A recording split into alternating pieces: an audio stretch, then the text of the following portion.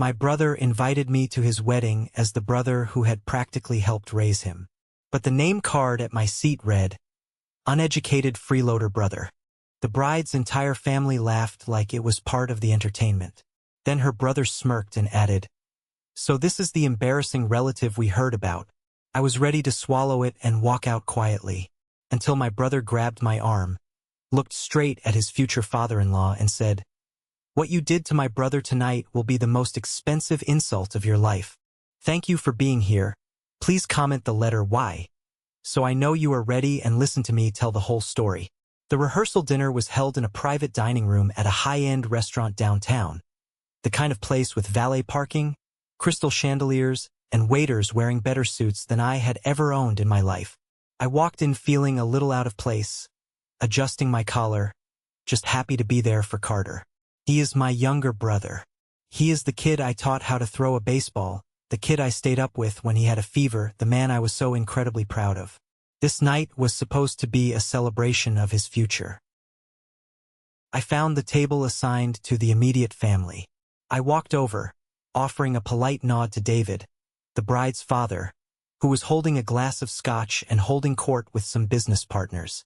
He barely registered my existence, offering a tight, dismissive smile before turning away. I was used to that. I looked down at the table to find my seat. The heavy, cream-colored cardstock was folded neatly above my dinner plate, written in elegant gold calligraphy. I leaned in to read my name. It did not say Elijah. It said, Uneducated Freeloader Brother. For a second, my brain completely stopped working. The letters blurred together. I thought my eyes were playing tricks on me in the dim, romantic lighting of the restaurant. I blinked hard, but the ink stayed exactly the same. Uneducated. Freeloader. Brother. A sharp, cruel chuckle broke my silence. I looked up. Sitting directly across from me was Julian, the bride's older brother. He was leaning back in his velvet chair, swirling a glass of red wine, a smug grin plastered across his face. He nudged his mother, Sarah, who covered her mouth, her shoulders shaking with silent laughter. Julian set his glass down. So this is the embarrassing relative we heard about, he said, his voice carrying just enough for the surrounding tables to hear. I guess they really will let anyone into these places nowadays. The blood rushed to my ears. My jaw clenched so tight my teeth ached. A thick, suffocating heat climbed up my neck. I looked around the table. David was watching me with a cold, calculating gaze, completely unbothered by his son's behavior. The bride, Chloe, looked down at her lap, her face pale, completely paralyzed by her family's cruelty. Every instinct in my body screamed at me to flip the table, to grab Julian by his expensive silk tie and show him exactly what an uneducated man with calloused hands could do. But I looked at Carter, my little brother. He looked absolutely devastated. His face went entirely white, his eyes darting from the card to me, then to his future in-laws. I did what I had always done my entire life. I swallowed my pride. I took a step back, ready to turn around and walk out the door. I was not going to ruin my brother's wedding weekend over a piece of paper. But before I could even pivot my heel, Carter's hand clamped down on my forearm like a vice. His grip was shaking, not from fear, but from an anger so deep it terrified me. He did not look at Julian.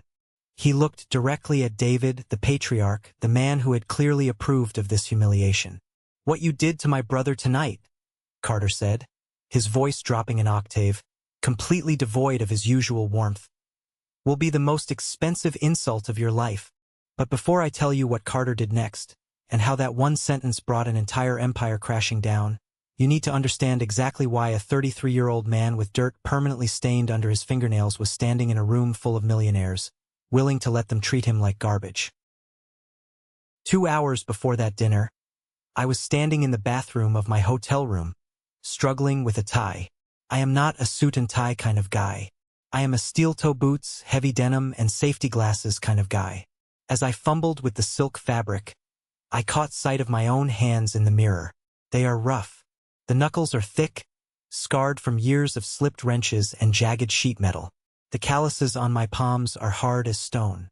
I traced a long, faded scar across my thumb, and my mind instantly went back 18 years. I was 15 when the police knocked on our front door. Carter was 7, sitting on the rug watching cartoons. The officer took off his hat and told me there had been an accident on the interstate. Both of our parents were gone. Just like that. The funeral was a blur of cheap black clothes and pitying looks from neighbors who brought casseroles but offered no real help. We had nothing. My parents were good people, but they lived paycheck to paycheck. There was no massive inheritance waiting for us. There was barely enough to cover the burial. Child Protective Services got involved, and the threat of foster care hung over us like a dark cloud. I remember looking at Carter, who was holding my leg, crying for our mom, and I made a decision that shaped the rest of my life. I was a straight-A student. I had dreams. I had a small college fund my dad had started with $10 deposits every month. I took that paperwork, shoved it into a drawer, and never looked at it again. I went down to the local construction yard the day after the funeral. I lied about my age. I told the foreman I was 18 and desperate. He looked at my skinny arms, handed me a shovel, and pointed to a pile of gravel. I dug trenches until my hands bled. I carried lumber until my spine felt like it was going to snap in half. I worked 14 hours a day, 6 days a week, bringing home a meager salary that barely kept the lights on and food in our refrigerator. I became a father to my brother when I was still a kid myself. I went to his parent-teacher conferences covered in drywall dust. I checked his math homework with fingers stained with motor oil. I made sure he had clean clothes, hot meals, and a safe place to sleep. I protected him from the ugly reality of our situation. When things got really tight, I would tell him I already ate at work so he could have the last piece of chicken. I never told him about the eviction notices I tore up, or the time I fought tooth and nail with the city over custody, proving to a judge that a high school dropout could provide a stable home for a little boy. And it worked. Carter was brilliant. He went to college on a full scholarship, got his degree, and landed an incredible job at a top-tier tech firm. He got a massive promotion just 2 years out of school. He bought nice suits, went to fancy dinners, and eventually he met Chloe. I never wanted anything in return. Seeing him succeed was my paycheck. Seeing him happy was my college degree. I built a successful contracting business over the years. I started with a used pickup truck and a box of rusty tools, and eventually grew it into a massive commercial real estate development firm. But I kept it quiet. I still drove my old truck. I still wore my work boots. Carter knew I did okay, but he had no idea about the actual scale of my company. I did not want him to feel like he owed me anything, and I certainly did not want his new, wealthy in-laws to think I was trying to compete with them. I just wanted to be the proud older brother. But as I washed my hands in that hotel sink, scrubbing at grease that would never come off, I felt a heavy knot in my stomach. The family I was about to have dinner with did not care about sacrifice. They only cared about zip codes and bank accounts.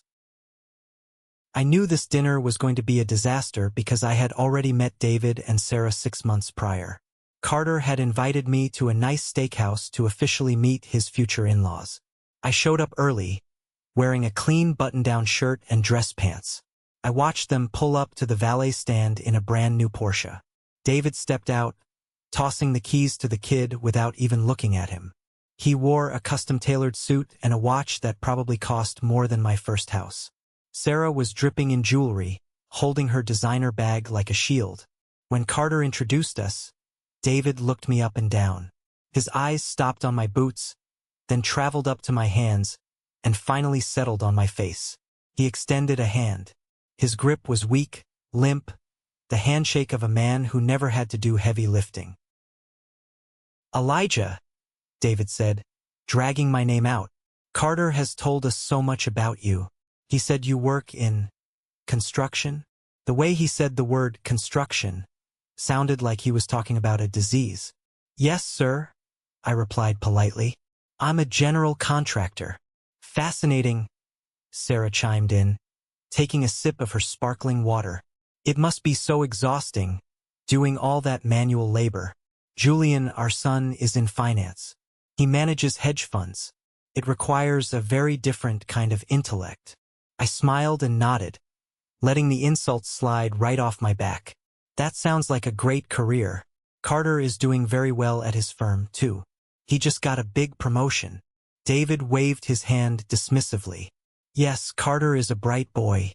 But of course, marrying into our family will open doors for him that he could never access on his own. We are very protective of our circle, Elijah. I'm sure you understand. We value education, pedigree, and certain standards. He spent the rest of the dinner talking about his investments, his golf club memberships, and his summer home in the Hamptons. He never asked me a single question about my life. Whenever Carter tried to bring up a story about our childhood, David would quickly change the subject, clearly uncomfortable with the fact that his future son-in-law grew up eating generic brand cereal in a drafty apartment. When the bill came, I reached for my wallet. David actually let out a short, patronizing laugh. "Put that away, Elijah," he said, slapping his platinum credit card onto the leather tray. "I think this dinner is a little outside your normal salary bracket. Let the adults handle it." I looked at Carter. He looked incredibly embarrassed, opening his mouth to defend me, but I shook my head slightly. I gave him a look that said, "Let it go. Don't fight him on this." I walked out of that restaurant feeling like I had been dipped in dirt. It was not just the arrogance. It was the absolute certainty David had that he was a superior human being simply because he wore a nicer suit. He looked at me and saw a peasant. He saw a liability. But what bothered me the most was the way they looked at Carter. They did not see a brilliant, kind young man who had overcome incredible odds. They saw a charity case. They saw someone they could mold and control with their money. I told myself I could handle it. I told myself I only had to endure their snobbery a few times a year for the holidays. As long as Carter loved Chloe, and she loved him, I would bite my tongue and play the role of the quiet, simple-minded brother. But I did not know that David was not just an arrogant snob. He was a manipulative coward, and he had someone feeding him lies about me. The real poison in this situation did not start with David. It started with Dylan. Dylan was one of Carter's groomsmen. They went to college together. Dylan was the kind of guy who always wore boat shoes, talked loudly about his fraternity days, and constantly name-dropped people he barely knew. I never liked him, but Carter is loyal to a fault and considered him a good friend. About 3 weeks before the rehearsal dinner, I stopped by Carter's apartment to drop off some paperwork for the wedding venue. The front door was slightly ajar. I pushed it open and heard voices coming from the kitchen. It was Dylan, talking on his cell phone. I was about to call out and announce myself, but the sound of my own name made me freeze in the hallway. "Yeah, man, it's pathetic," Dylan was saying, laughing into the phone. "Carter is basically carrying the guy. Elijah is this uneducated blue-collar dude who just hangs around. He doesn't even have a real job, just does some handyman crap. Carter pays for his truck, probably pays his rent, too." My blood ran cold. I stood frozen in the hallway, listening to this kid. A kid whose parents paid for his entire college tuition, who had never worked a hard day in his life, completely rewrite my history. "I know, right?" Dylan continued, oblivious to me standing 10 feet away. "Julian was asking me about him the other day. I told Julian the truth. The guy is a total freeloader. He is just leeching off Carter's new salary. You should have seen Julian's face. He was disgusted. Between you and me, I think Julian is trying to get David to talk to a lawyer about drafting an ironclad prenup. They are terrified Elijah is going to try and get his hands on the family money. Prenup. A lawyer. A freeloader. I felt physically sick. Dylan was selling me out to get in good graces with Julian and the wealthy in-laws. He was feeding them exactly what they wanted to hear. A narrative that confirmed all their worst prejudices about people from my background. He was turning my sacrifice into a joke, painting me as a parasite sucking the life out of my successful younger brother. I could have walked into the kitchen right then. I could have grabbed Dylan by the collar of his expensive polo shirt and thrown him out the front door. I could have showed him the bank statements of my development company, proving I made more in a month than he would make in 10 years. But I didn't. I backed out of the apartment silently and pulled the door shut. Why? because I knew if I confronted Dylan, it would cause a massive explosion. Carter would have to kick him out of the wedding party. It would create drama with Chloe's family right before the big day. I swallowed the anger. I buried it deep down in my chest, right next to all the other things I had given up for my brother. I told myself it did not matter what Dylan said. It did not matter what Julian or David thought. They could think I was a broke loser. Let them have their superiority complex. As long as the wedding went smoothly, I could endure a few dirty looks. But sitting in that private dining room, staring down at the card that said, "Uneducated freeloader brother," I realized I had made a terrible mistake. Tolerance is a dangerous game. When you let people step on you without consequence, they do not suddenly realize they are being cruel. They just assume you belong under their boot. By staying silent, by letting David pay for the steak dinner, by ignoring Dylan's lies, I had given them permission to escalate. They did not just want to look down on me privately. They wanted a public execution. They wanted to humiliate me in front of everyone to solidify their dominance over Carter. I looked at the gold calligraphy again. The anger I had been suppressing for weeks finally boiled over. And that brings us back to the moment at the table. The moment the air in the room was sucked out entirely. Carter stood up. The chair scraped loudly against the hardwood floor. He didn't let go of my arm. His grip was grounding me, keeping me from walking away, keeping me from reverting to the protector who always took the hits in silence. "What did you just say?" Julian asked, his smug smile faltering just a fraction. He leaned forward, resting his elbows on the table, trying to maintain his alpha posture. "Relax, Carter. It's a joke. It's just a little family humor. Don't be so sensitive." Carter didn't look at Julian. He was staring dead at David. "Did you approve this?" Carter asked. His voice was not yelling. It was dangerously calm. The kind of calm that comes before a hurricane rips the roof off a house. David swirled the scotch in his glass, his expression hardening. He hated being challenged, especially in public, and especially by a younger man he considered his inferior. "I approve of honesty, Carter," David said smoothly, his voice echoing in the sudden quiet of the room. The conversations at the surrounding tables had died down.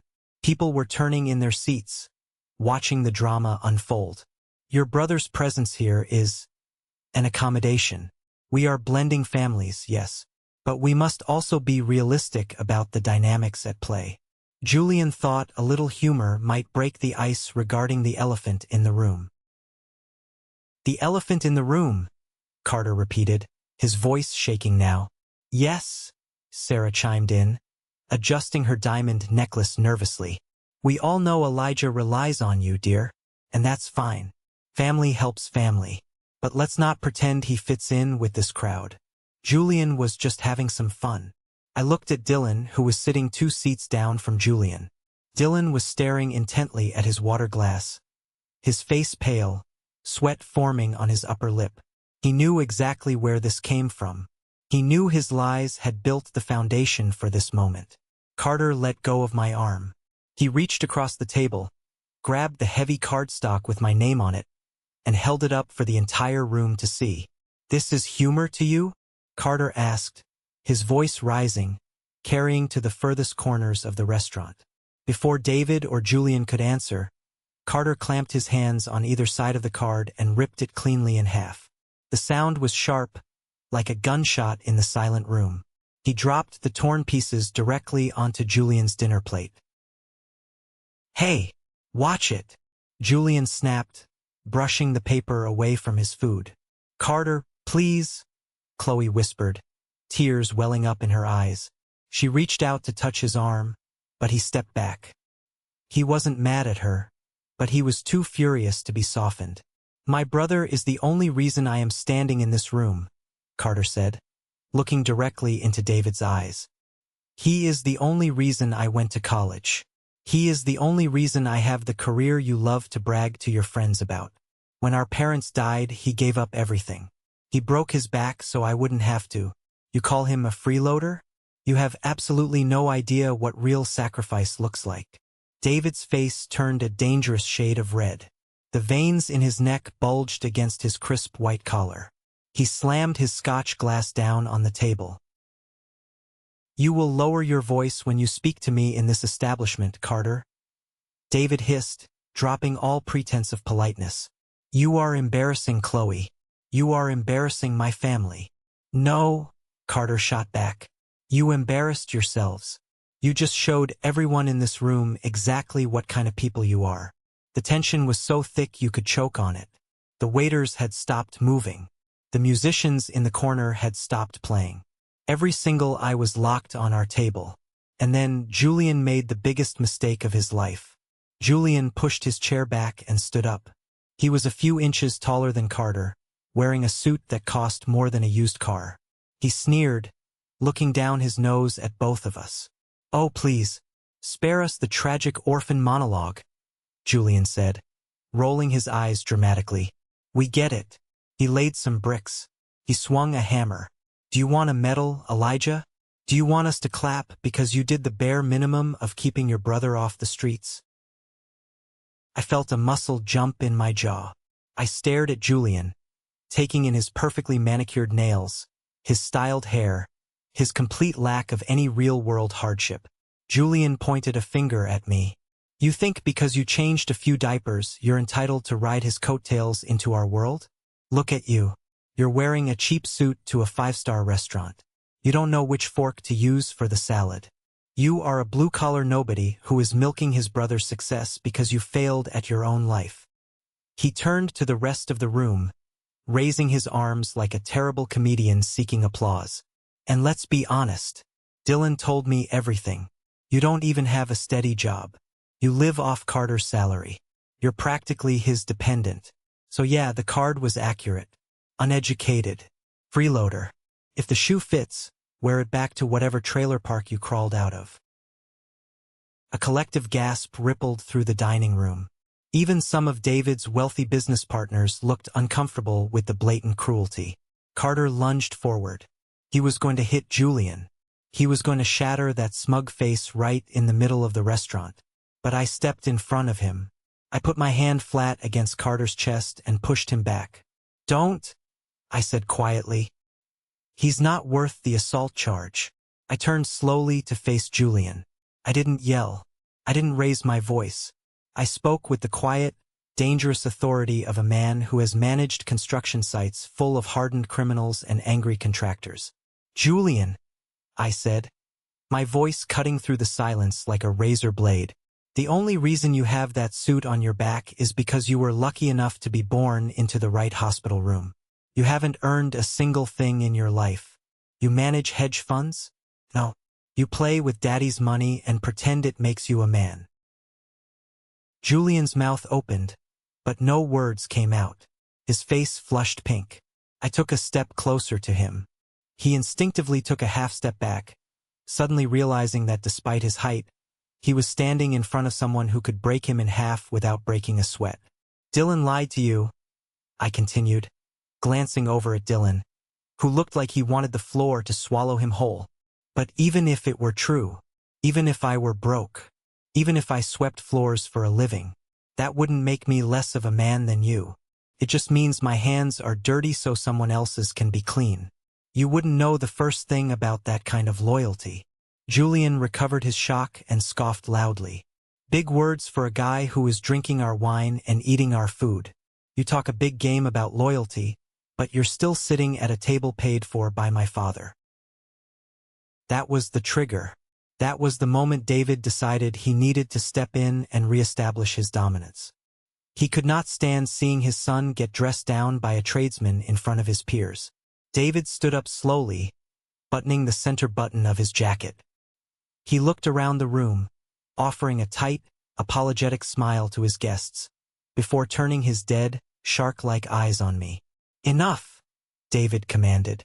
His voice was smooth, practiced, the voice of a man used to giving orders and having everyone scramble to obey.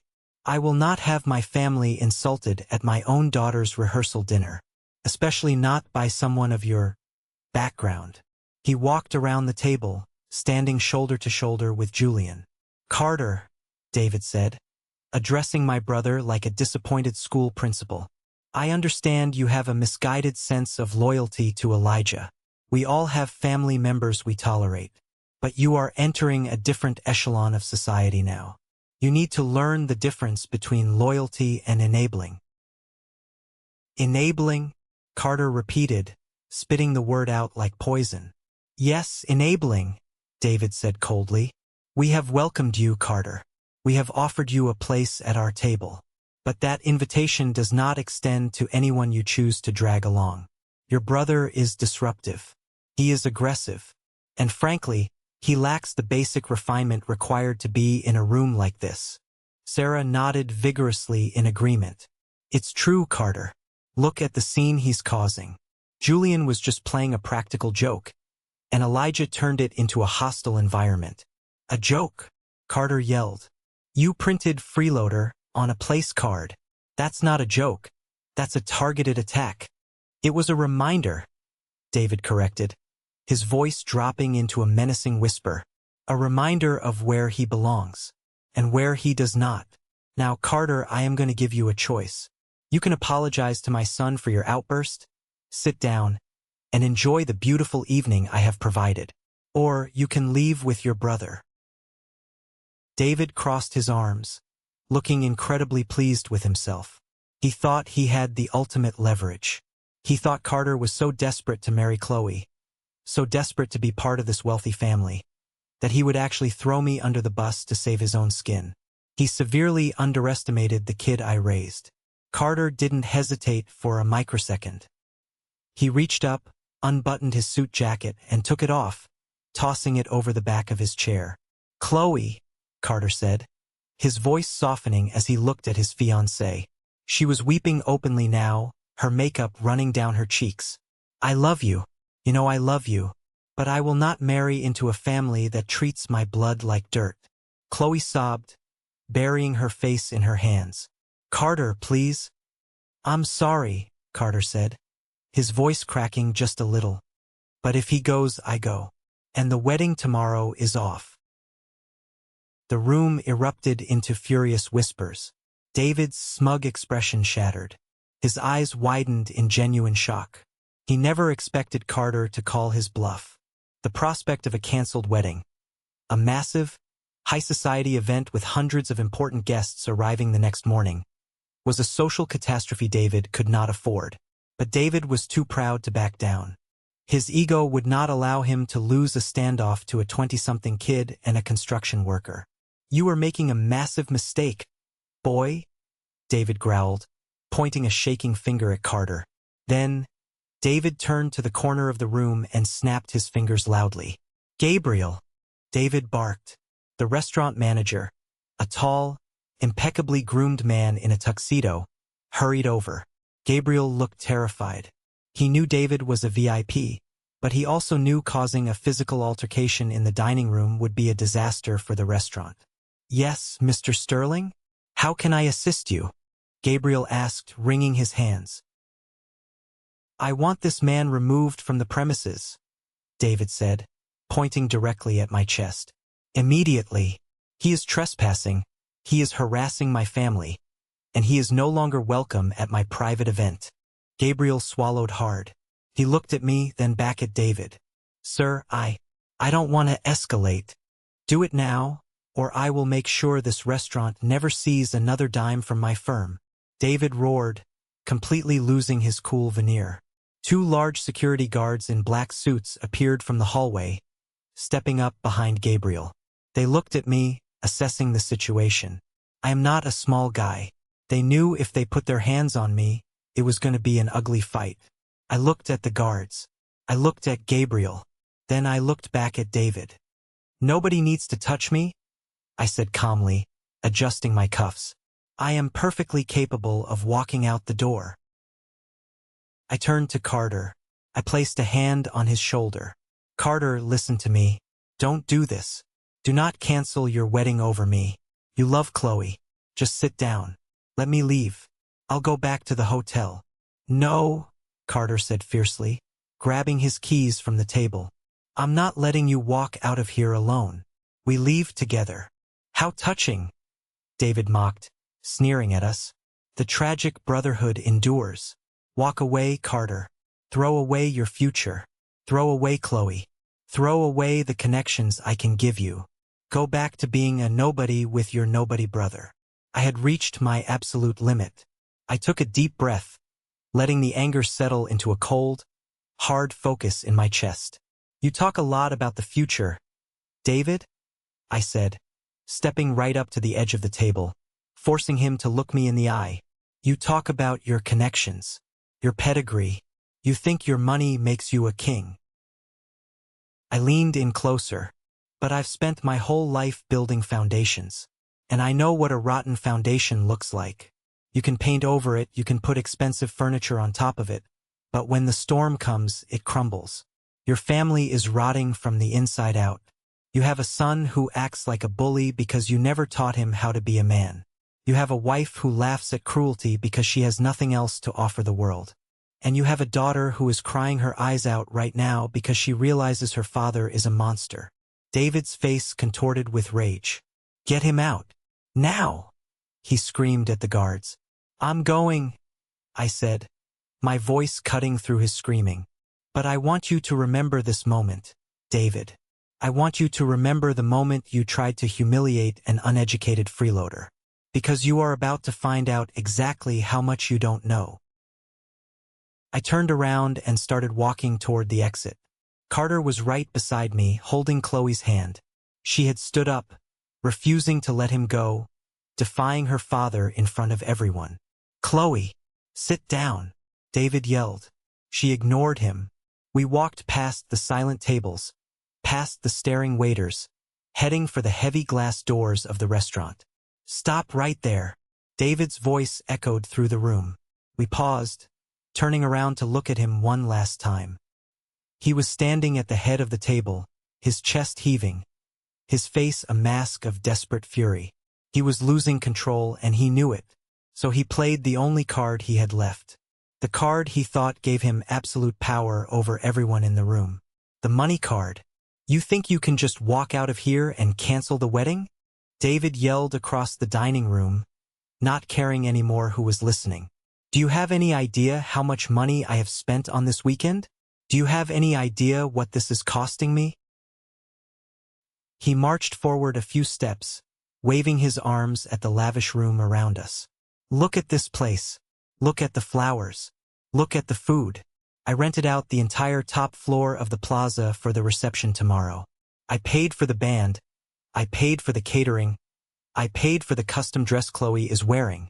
He pointed an accusing finger at Carter. You are an ungrateful, insolent little boy. I am footing the bill for the biggest day of your life. My money is creating this wedding. You owe me respect.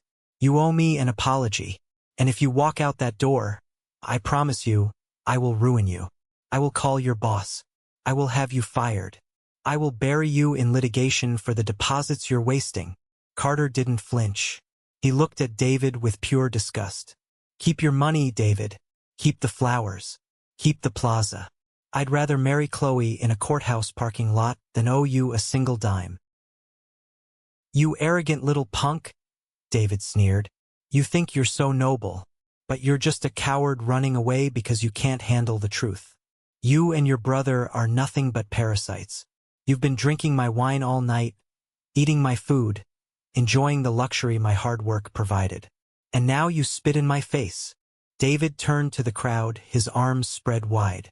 Ladies and gentlemen, look at them, the great, proud brothers. One is a freeloader, and the other is a traitor. He laughed, a harsh, ugly sound. Go ahead, leave, but know this, neither of you will ever step foot in this restaurant again. Gabriel, he barked at the manager, make sure their faces are on the band list, and bring me the final invoice for tonight. I'm paying it now, just to show these peasants how little their little tantrum affects me. Gabriel looked incredibly uncomfortable. He was holding a leather-bound folder to his chest, shifting his weight from foot to foot. He cleared his throat. Mr. Sterling, Gabriel started, his voice trembling slightly. About the invoice. What about it? David snapped impatiently. Bring it here. I'll put it on my black card. Sir, I can't do that, Gabriel said, looking down at the floor. What do you mean you can't do that? David demanded, marching up to the manager. Is your machine broken? Do you want a check? I will write you a check right now. No, sir. It's not the machine, Gabriel stammered. Suddenly, a voice cut through the tension. It was a deep, authoritative voice, coming from a private booth near the back of the room. He means he can't bring you the invoice, David, because the bill has already been paid. Everyone turned to look. An older gentleman was standing up from his booth.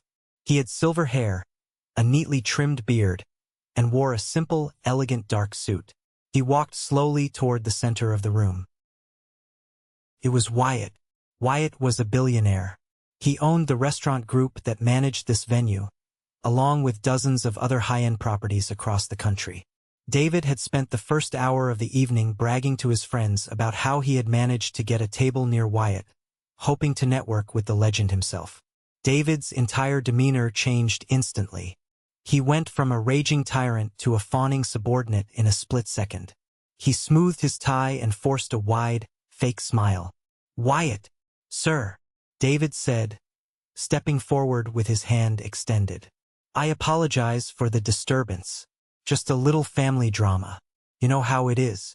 Please, allow me to buy you a drink to make up for the noise. Wyatt ignored David's extended hand. He walked right past him, not even making eye contact. Wyatt walked directly toward me. And then, in front of the entire silent dining room, the billionaire owner of the restaurant stopped in front of me. The man in the cheap suit and the calloused hands. Wyatt bowed his head slightly. Good evening, Elijah, Wyatt said, his voice ringing with absolute respect. I see you're having some trouble. Would you like me to handle this? The silence that followed was absolute. It was the kind of silence that feels heavy, pressing against your eardrums. You could have heard a pin drop on the thick carpet. David was frozen with his hand still extended in midair. His mouth was slightly open. His brain was visibly short-circuiting, trying to process what he had just seen. Why was Wyatt, one of the wealthiest, most powerful men in the city, speaking to me with such profound respect? Julian dropped his wine glass. It shattered on the floor, spilling red wine across the white tablecloth like blood. But no one even looked down.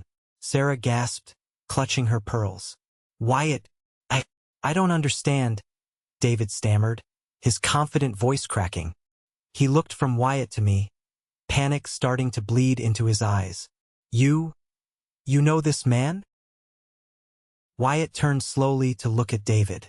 The billionaire's eyes were cold, filled with a quiet disdain that was 1,000 times more intimidating than David's screaming. Know him? Wyatt asked, raising a silver eyebrow. David, Elijah is the lead contractor and chief developer for my entire West Coast operations. His firm built this very restaurant we are standing in. He is one of my most trusted business partners. And more importantly, he is a friend. The words hit David like physical blows. He staggered back a step, literally holding onto the back of a chair for support. Developer, David choked out. Partner? No, that's impossible. He's a freeloader. He lives off Carter. He doesn't even have a degree. Wyatt let out a dry, humorless chuckle. A degree? David, Elijah's company grossed over $50 million last year. He employs 300 people. I don't give a damn about a piece of paper on a wall when a man can build skyscrapers with his bare hands and absolute integrity. I looked at Carter. My little brother was staring at me, his eyes wide as saucers. I had kept the scale of my business a secret from him for years. He knew I was doing well, but $50 million? Partner to Wyatt? Carter looked like he was seeing me for the first time. Dylan, standing near the shattered wine glass, looked like he was about to pass out. The lies he had spun to Julian were unraveling spectacularly, wrapping around his own neck like a noose. But the bill, David stammered desperately, clinging to the last shred of power he thought he had. Gabriel, tell him, I paid for this dinner. I gave you my card. Gabriel, emboldened by his boss's presence, finally spoke up, his voice steady now. "Mr. Sterling," Gabriel said, looking David right in the eye. "Your credit card was declined 3 hours ago." A collective gasp went up from the surrounding tables. David's business partners started muttering among themselves. The facade was cracking. "Declined!" David shrieked, his face turning ghostly white. "That's impossible. It's a black card. There must be an error with your system. Call the bank." "We did call the bank, sir," Gabriel replied flatly. "Your accounts have been frozen. And quite frankly, we were going to ask you to leave before the entrees were served." David looked like he had been struck by lightning. He was shaking, looking around wildly as his entire world, his entire identity built on wealth and status, began to evaporate in front of an audience. Then who paid?" David whispered, his voice barely audible. "If the card declined, who paid for the dinner?" Wyatt looked at me. He nodded slightly, giving me the floor. It was time.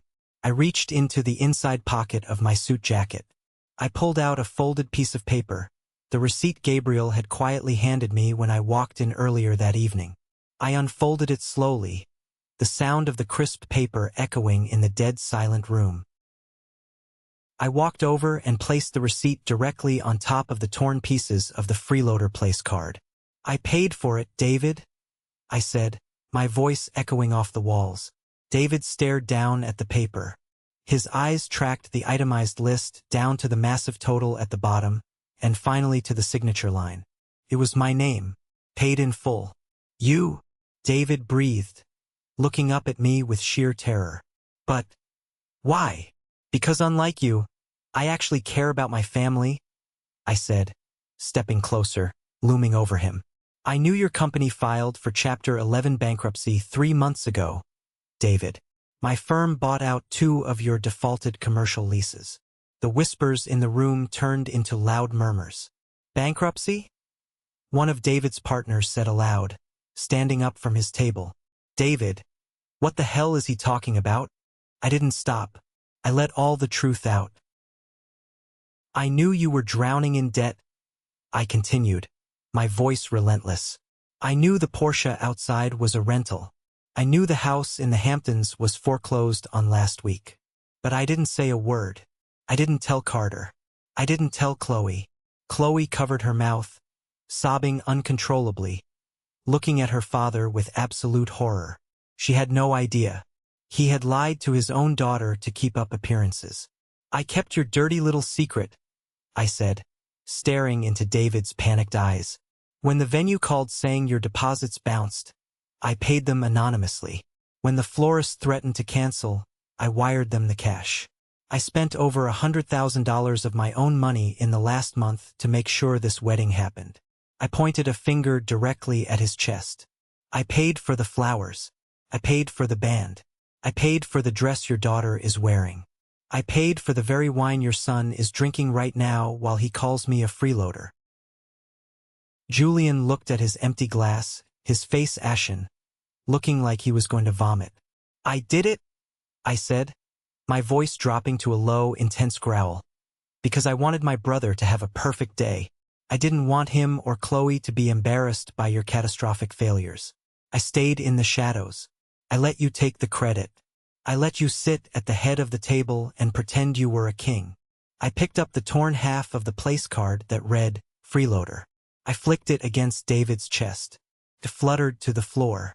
I let you treat me like garbage because I thought you actually loved your daughter enough to swallow your pride," I said. "But you don't. You only love yourself. You only love the illusion of power. You are a broke, desperate, pathetic man who has to tear down a guy in work boots just to feel tall." David had nothing left. The arrogance, the smugness, the superiority, it was all gone. He looked small. He looked ancient. He opened his mouth to speak, to defend himself, to spin another lie, but the room had already turned against him. The storm hadn't just broken. It had completely washed him away. The entire dining room was completely paralyzed. You could hear the faint hum of the air conditioning. That was it. No one moved. No one spoke.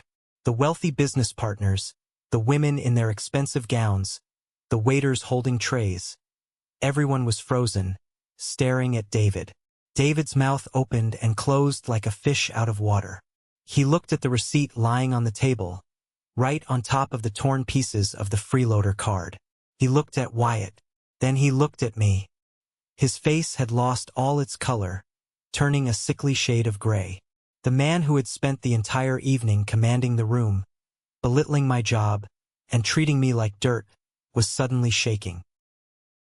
"This is a lie," David whispered, though he lacked the breath to make it sound convincing. "This is some kind of trick. You don't have that kind of money. You are a contractor." Wyatt took a step forward, his voice cold and sharp. "He is the owner of the largest commercial development firm in the tri-state area, David. He builds the properties you rent, and he pays the bills you default on. You would know that if you spent less time trying to impress people with leased luxury cars and more time managing your failing portfolio." That was the final nail in the coffin. Wyatt, a man whose reputation was built on absolute integrity and billions of dollars, had just publicly confirmed everything. Carter stood next to me. He had been completely silent since I dropped the receipt on the table. I could see the gears turning in his head. He looked from me to David, his eyes wide with a mixture of shock, realization, and a rapidly growing fury. Carter reached into his pocket and pulled out his phone. His thumb swiped across the screen, pulling up his email. "I knew something was wrong," Carter said, his voice deadly calm. He didn't look at me. He kept his eyes locked on his future father-in-law. "A few days ago, the wedding planner accidentally copied me on an email meant for you, David. It was an urgent notice about the venue deposit.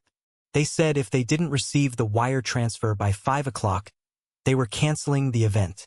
David swallowed hard. He looked around the room, realizing that his most important business partners were listening to every single word. "I called the planner," Carter continued, his voice rising slightly. "I asked her what was going on. She sounded confused. She told me the balance had been paid in full just an hour prior by a third-party corporate account. I didn't know who it was. I assumed it was one of your shell companies. I assumed you were just moving money around." Carter turned to look at me. His eyes were red. He finally understood. "It was you," Carter said softly. "You paid the venue. You paid the florist. You paid for everything." I nodded slowly. I didn't want to steal the spotlight. I didn't want him to feel indebted to me. I just wanted to protect him. "I couldn't let him ruin your day, Carter," I said quietly. I knew his real estate investments went completely under. I knew he was broke. I just wanted you and Chloe to be happy. Carter turned back to David. The look on my brother's face was terrifying. It was the look of a man who realized he had been played for a fool by a desperate con artist. "You printed a card calling my brother a freeloader," Carter said, his voice vibrating with absolute rage. He pointed at the torn paper on the table. "You sat there, drinking wine he paid for, eating food he paid for, in a room he secured for you, and you tried to humiliate him in front of your friends to make yourself look powerful." Sarah, the mother of the bride, let out a sharp cry. She grabbed David's arm, her perfectly manicured nails digging into his suit jacket. "David, what is he talking about?" Sarah demanded, her voice shrill and panicked. "What does he mean your investments went under? Tell them they are lying. Tell them about the inheritance. Tell them we are fine." David couldn't look at his wife. He stared at the floor, his shoulders completely slumped. The illusion of his massive wealth had been his armor for decades. Without it, he was just a hollow, terrified old man. "There is no inheritance, Sarah," I said, stepping closer to the table. "David lost everything. His real estate bubble burst 3 months ago. The bank is foreclosing on the summer house. The Porsche outside is rented. He has been putting up a massive front because he was banking on Carter's new salary and promotion at the tech firm to eventually bail him out. He wasn't welcoming you into the family, Carter. He was securing a retirement fund." A collective gasp went up from the surrounding tables. Caleb, one of David's primary business partners, stood up from his chair. He looked disgusted. David, is this true? Caleb demanded, walking over to our table. You asked me to invest $2 million in your new commercial project last week. You told me your company was flush with cash. Were you trying to use my money to cover your personal bankruptcy? David looked up at Caleb, opening his mouth to speak, but no sound came out. His silence was the loudest confession in the room. Chloe, who had been crying quietly into her hands, slowly lowered them. She looked at her father. The man she had idolized, the man she thought was the pillar of their family, had just been exposed as a total fraud.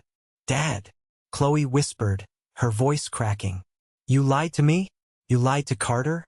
You let us plan this massive wedding, knowing you couldn't pay for it, and then you let Elijah take the financial burden while you treated him like garbage. David reached out toward his daughter. Chloe, sweetie, please understand. I was trying to protect our image. I was trying to figure things out. I couldn't let people think we were failing. Image? Chloe screamed, her voice echoing off the crystal chandeliers. You humiliated the man who raised my fiancé. You sat there and let Julian mock him for not having a college fund, while he was the one secretly saving our entire family from public disgrace. Your image is a lie. Julian, the golden boy, the one who had so proudly delivered the insults just minutes before, was completely silent. He was staring at me, his eyes wide with fear. He finally realized that the man he called an uneducated nobody was actually the one holding the keys to his entire lifestyle. But the reckoning was not over. Carter turned his attention away from David. He looked down the table. He looked right at Dylan. Dylan flinched. He tried to shrink back into his chair, trying to make himself invisible. The arrogant groomsman who loved to name-drop and gossip was suddenly sweating profusely. And you, Carter said, his voice dropping to a dangerous whisper. He walked slowly around the table until he was standing right behind Dylan's chair. Carter, man, listen. Dylan started babbling, holding his hands up defensively. I didn't know. I swear to God. I had no idea about his company. I was just making conversation. Making conversation? Carter repeated. He grabbed the back of Dylan's chair and yanked it backward violently. Dylan scrambled to keep his balance, nearly falling onto the floor. You went behind my back, Carter said, staring down at the man he thought was his best friend. You fed Julian lies about my brother. You told them he was a parasite. You told them he lived off my salary. You told them I was carrying him. You tried to ruin my brother's reputation just so you could score some cheap points with Julian and feel like you belonged at the country club. I was just trying to fit in, man, Dylan pleaded, looking around the room for anyone to help him. They kept asking questions. They were judging him. I just gave them what they wanted to hear. You sold out my family, Carter said, his voice hard and cold as ice. The man who practically fought a custody battle to keep me out of the foster system when I was 7 years old. The man who worked construction in the dead of winter so I could eat. You sold him out for a pat on the back from a guy who just lost his trust fund. Carter reached out and pointed a finger directly at the exit. You are done, Carter commanded. You are not a groomsman. You are not my friend. If you ever show up at my apartment or my office again, I will have security throw you out. Get out of my sight. Now. Dylan looked at Carter. He looked at me. He looked at Julian, hoping for some backup, but Julian wouldn't even meet his eyes. Dylan was entirely alone. He scrambled up from his chair. He didn't bother grabbing his suit jacket. He just put his head down and practically ran out of the dining room, pushing past the waiters and disappearing into the lobby. The silence returned to the room. But it was a different kind of silence now. It was the silence of a battlefield after the final shot has been fired. The enemy was completely destroyed. David was slumped in his chair. Sarah was crying into her napkin, already calculating the social ruin that was about to hit her. Julian was staring blankly at the ruined place card on his plate. The truth had exploded, and it left absolutely nothing of their fake empire standing. The immediate aftermath was brutal. It was like watching a building collapse in slow motion. Caleb, the wealthy investor, shook his head in disgust. He buttoned his jacket, turned to his wife and simply said, "We are leaving. I need to call my lawyer in the morning to pull all my contracts with David." He didn't say goodbye to David.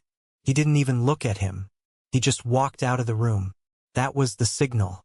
One by one, the other VIPs, the business partners, the society friends that David had invited to show off his wealth, they all started standing up. There was no polite chatter. There were no fake smiles. They grabbed their coats and headed for the doors. "Wait, please," David called out weakly, his voice cracking. He tried to stand up, but his legs seemed to give out. He slumped back into his chair. "Caleb, Mark, please, let me explain. It's just a temporary cash flow issue. I can fix this." Nobody stopped. Nobody listened. In the world David worshipped, weakness was a disease, and bankruptcy was a plague. They were cutting ties instantly to avoid the fallout. Within 5 minutes, the large, lavishly decorated private dining room was completely empty, except for our table, the waiters, and Wyatt. Wyatt walked over to me and offered a firm handshake. "Elijah," he said softly, "I am sorry your evening was ruined. You are a good man. If you need anything, call my private line." "Thank you, Wyatt," I said, shaking his hand. "I appreciate you speaking up." "Some things are more important than keeping quiet," Wyatt replied. He gave Carter a respectful nod, then turned and walked out of the room, leaving the restaurant manager, Gabriel, standing awkwardly near the kitchen doors. I looked at David. The man who had demanded I be thrown out into the street was now sitting entirely alone in the wreckage of his own arrogance. His expensive suit looked baggy. His posture was defeated. He looked like exactly what he was, a fraud who had run out of lies. I felt no pity for him. He had built his own grave with his cruelty. He had tried to weaponize his fake wealth to crush my spirit, and it had backfired spectacularly. But as satisfying as it was to see David get what he deserved, my heart broke for Chloe. She was standing next to the table, her hands trembling. She looked around the empty room, looking at the beautiful floral centerpieces, the crystal glasses, the candles flickering on the tables. It was supposed to be the happiest weekend of her life. Instead, it was a nightmare. Carter walked over to Chloe. He didn't say anything. He just wrapped his arms around her and pulled her tightly against his chest. She buried her face in his shoulder and cried. She cried for the wedding that was ruined. She cried for the father she thought she knew. She cried for the absolute embarrassment her family had caused. I stood back, giving them a moment. I watched Julian slowly stand up from the table. He looked at me, his face pale. He didn't say a word. He just walked past me, looking down at his expensive shoes, and disappeared out the door. He didn't check on his sister. He didn't comfort his mother. He just ran away. Sarah finally stopped crying into her napkin. She looked up, her makeup smeared across her face. She looked at David with absolute pure hatred. "You ruined us," Sarah hissed at her husband. "You ruined my daughter's wedding. You lost our money. I want a divorce, David. I will be contacting a lawyer first thing in the morning." She grabbed her designer purse, stood up, and stormed out of the room without looking back. David was completely alone at the table. He stared blankly ahead, a ruined man. Chloe finally pulled away from Carter. She wiped the tears from her cheeks. She took a deep breath, her spine straightening. She looked at her father one last time. There was no anger in her eyes anymore. There was only a profound, heavy sadness. She reached down to her left hand. Slowly, deliberately, she slid the massive diamond engagement ring off her finger. Carter tensed, thinking she was breaking up with him. I held my breath, but Chloe didn't give the ring to Carter. She walked over to the table and placed the diamond ring gently on the white tablecloth, right in front of David. "I can't marry Carter tomorrow," Chloe said. Her voice was remarkably steady now. The tears had stopped. "I refuse to walk down the aisle and pretend everything is perfect. I refuse to let Carter marry into a family built on lies and cruelty." David looked at the ring, then up at his daughter. "Chloe, baby," Please. I am so sorry for what my family did to you, Elijah, Chloe said, turning to look at me. Her eyes were full of genuine remorse. You sacrificed everything for Carter. You paid for my wedding dress. And we treated you like dirt. I will never, ever be able to apologize enough. I shook my head. You don't need to apologize, Chloe. You didn't do anything wrong. You are not your father. Chloe turned to Carter. She took his hands in hers. I love you, Carter. I want to be your wife. But not tomorrow. Not like this. We are canceling the wedding. Carter squeezed her hands. He didn't argue. He knew she was right. He leaned in and kissed her forehead. Whatever you want. I'm with you. Chloe nodded. She didn't look back at David. She linked her arm through Carter's arm. Let's go, Chloe said. Carter looked at me. He nodded toward the door. I picked up my coat. I didn't say a single word to David. I didn't need to. The silence in that room was the loudest punishment he could ever receive. We walked out of the restaurant together. The three of us. We left the crystal chandeliers, the expensive wine, and the ruined empire behind us. We stepped out into the cool night air, and for the first time all evening, I felt like I could finally breathe. The next morning, the sun came up, and the absolute destruction of David's life became public knowledge. When you live your entire life obsessed with your image, the fall from grace is incredibly fast and incredibly brutal. Word spreads in those wealthy circles faster than wildfire. By 9 o'clock in the morning, every single guest who was supposed to attend the wedding at the plaza had received a brief, polite email from Carter stating the event was canceled due to unforeseen family circumstances. But nobody needed the email to know why. The guests from the rehearsal dinner had already talked. The story of the arrogant father who printed a freeloader card for the millionaire contractor who was secretly paying his bills became legendary overnight. It was the ultimate karma, the kind of story people whisper about at country clubs for years. David's creditors, smelling blood in the water, pounced immediately. Without the illusion of his wealth, the banks moved in. By noon, the leasing company had sent a tow truck to repossess the Porsche right out of his driveway. The foreclosure on his Hamptons house was finalized. His business partners officially pulled their funding. David was financially, socially, and professionally ruined.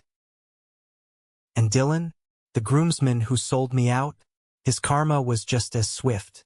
Carter called Dylan's boss first thing Monday morning. The tech industry is a small world, and Carter was a highly respected rising star. He didn't ask for Dylan to be fired. He simply explained that Dylan had engaged in severe malicious slander against his family and that Carter would no longer be doing business with their firm as long as Dylan was the account manager.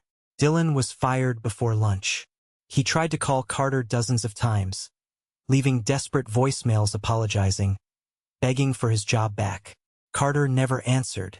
He deleted the voicemails and blocked the number. You reap what you sow. If you build your life on tearing other people down, eventually the ground underneath you collapses. But while David's world was burning down, ours was just beginning to heal. Chloe did not go back to her parents' house that night. She stayed at a hotel. 2 days later, she rented a small, modest apartment across town. She completely cut off all financial ties with her father. Not that there was any money left anyway. She returned the expensive designer clothes, sold her jewelry, and got a job working as an event coordinator at a local nonprofit. She wanted to build her own life. She wanted to prove to herself and to Carter that she was nothing like her parents. About a week after the canceled wedding, I was standing on the second floor of a new commercial building my crew was framing out. I was wearing my hard hat, covered in sawdust, looking over some blueprints.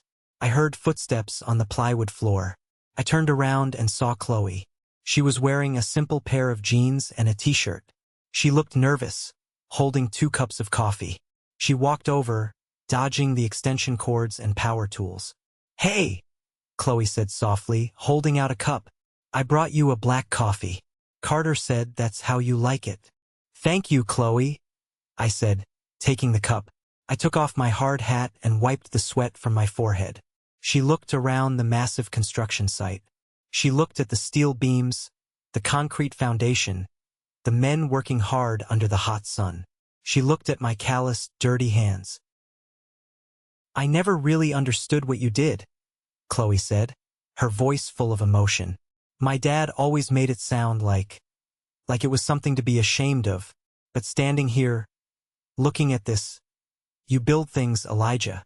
You build things that last. My father just built illusions." She looked up at me, tears forming in her eyes. "I came here to thank you," Chloe said.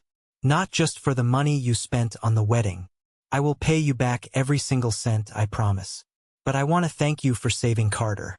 If you hadn't fought for him when you were a teenager, he wouldn't be the incredible man he is today. And if you hadn't stood up to my father last week, I would have married into a lie. You saved us both." I smiled. I reached out and put my dusty hand on her shoulder. "You don't owe me a dime, Chloe," I said gently. "You are family, and family takes care of each other. That's the only foundation that matters." She hugged me then, right there in the middle of the construction site, surrounded by sawdust and noise. And in that moment, I knew Carter had chosen the right woman. She had lost her fake wealth, but she had found her real character. 6 months later, the weather was perfect. The sun was shining, and a gentle breeze was blowing through the oak trees in my backyard. There was no Plaza Hotel. There were no crystal chandeliers. There were no $500 floral centerpieces. And there were certainly no arrogant billionaires judging the waitstaff. Carter and Chloe got married in the backyard of the home I had built with my own 2 hands. It was a small, intimate ceremony. Just 50 people. True friends. Real family. Matthew, my foreman and best friend who had been with me since the early days of hauling gravel, was there.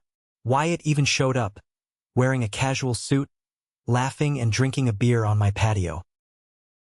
Chloe looked absolutely breathtaking in a simple, elegant white dress she bought off the rack. Carter couldn't stop smiling. He looked at her like she was the only person in the entire world. There were no place cards at the tables. Nobody needed a piece of paper to tell them where they belonged. We all sat together, eating barbecue, telling stories, and laughing until our stomachs hurt. David was not there. Sarah was not there. Julian was not there. They were dealing with lawyers, bankruptcy courts, and the bitter reality of their new lives. They were completely erased from our world, and honestly, we didn't miss them for a single second. When it was time for the toasts, Carter stood up. He clinked his glass and looked at the small crowd. Then he looked directly at me. "I am a very lucky man," Carter said, his voice thick with emotion. "I am marrying the love of my life today, but I am only standing here because of the man sitting right there." He pointed his glass at me.